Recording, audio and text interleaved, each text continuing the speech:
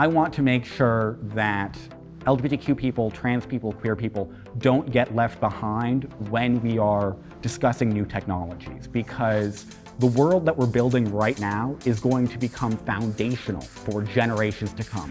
And we have to make sure that LGBTQ voices are being included when we're building that. Hello, my name is Joshua Tint, and I'm the creator of the app Discover Me. Discover Me is an app that I created to help people that are questioning their gender identity try on different names and pronouns in a safe, discreet, even comforting space. When you open Discover Me, you're prompted to give a name and a set of pronouns. You can add more names and more sets of pronouns as you like, and then what Discover Me lets you do is see what those names look like in context. So it will give you a piece of sample text with your name and chosen pronouns inserted. And you can swipe left or swipe right like a dating app almost, and indicate whether you like or dislike that name in that context. So you can look at an academic context, casual, formal, business. Just make sure that your name really works for you in all settings. I think it's hopefully going to make questioning more of a public experience, because when questioning becomes a less stigmatized, more open experience, it becomes infinitely easier.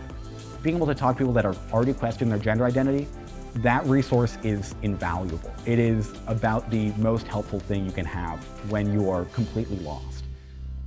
The idea really came to me during quarantine. You know, it was such a time of introspection that a lot of people were starting to question their gender identity. And it kind of got me thinking about my own experience questioning my gender identity and how difficult it was and how I could apply my own skills and technology to make it better.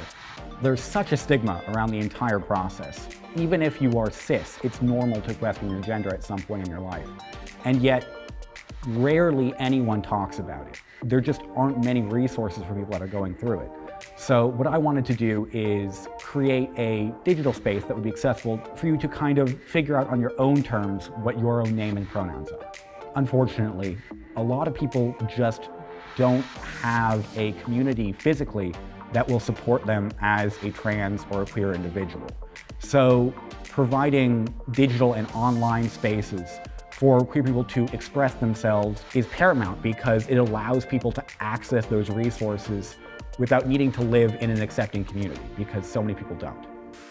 I think a lot of the time we have this misapprehension that tech is universally a force for good. And the fact is that it's not. It's a tool, and we can choose to use that tool for good or for evil. Online spaces have gone from a nice-to-have thing to a true necessity. And if we don't take immediate and focused action to make sure that there are spaces, both digital and online, that cater to LGBTQ people, all we're doing is translating the same biases that we have in the physical world into the digital world. We're creating a space that's just as unwelcoming, which cannot be allowed to happen. One of the most valuable things you can do if you want to make a serious change is to just identify a problem and go for it.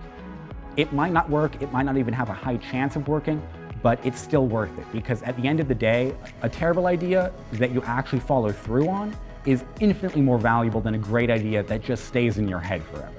Because you might fail the first time, you might fail the 16th time, but the 17th time you might succeed, and in the end, that's all that matters.